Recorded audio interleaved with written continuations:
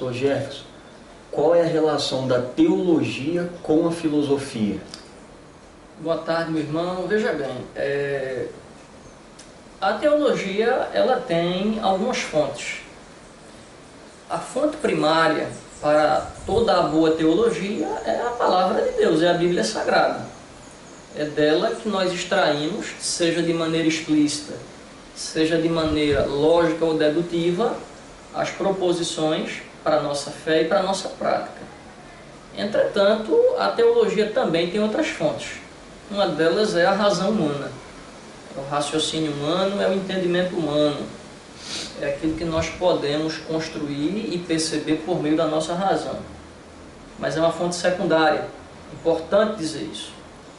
Entretanto, a gente vai ver que historicamente existe uma relação muito próxima entre teologia e filosofia, inclusive pela própria noção de método. Do conhecimento de todos, que o método teológico ele vai buscar as suas categorias na filosofia.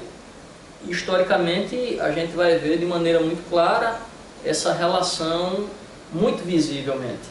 Por exemplo, no período patrístico, nós vamos ter uma predominância do pensamento platônico, através de homens como Clemente de Alexandria, Orígenes de Alexandria e principalmente Santo Agostinho.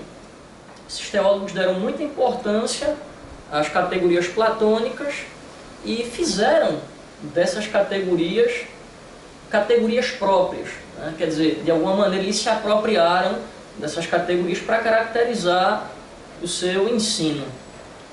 Séculos mais tarde, nós vamos ter no chamado período da escolástica, teólogos cristãos como São Tomás de Aquino, Duns Scotus, São Boaventura, que vão se valer do pensamento aristotélico.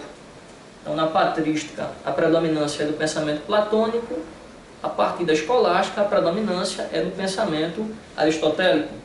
Quando nós chegamos na modernidade, principalmente com o pensamento racionalista, desde René Descartes, nós vamos perceber que o racionalismo ele também teve o seu momento áureo.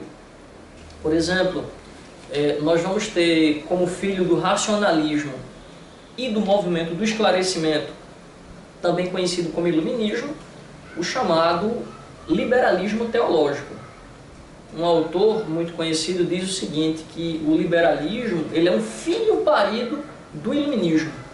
Ou seja, eles pegaram as categorias do pensamento racionalista e pegaram as categorias do pensamento de um filósofo muito conhecido chamado Immanuel Kant e aplicaram à interpretação da religião.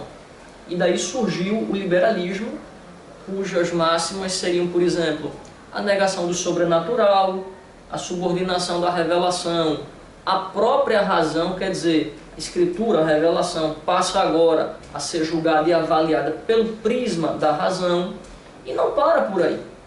Nós vamos ter no século XX uma aliança muito forte entre teologia e filosofia, principalmente a partir do movimento neo-ortodoxo. É sabido que o teólogo Karl Barth e o teólogo Rudolf Bultmann se valeram em alguma medida do pensamento existencialista. No caso de Barth, o existencialismo cristão de Kierkegaard. E no caso de Rudolf Bultmann, o chamado existencialismo de Martin Heidegger. E Bultmann chegou ao cúmulo de dizer o seguinte, que não há nenhuma diferença entre a mensagem anunciada pelos autores do Novo Testamento e aquilo que Martin Heidegger estava anunciando na sua filosofia. Então a gente percebe que no horizonte histórico, nesse percurso, a relação ela é muito estreita. E não raro, esse relacionamento trouxe algumas dificuldades e trouxe alguns desvirtuamentos. Nós não estamos negando que a filosofia ela não tem as suas contribuições. Não é esse o nosso intuito, mas apenas ressaltar que quando o discurso filosófico ele foi acentuado em detrimento daquilo que a revelação ela nos ensina, alguns equívocos e algumas distorções surgiram no percurso.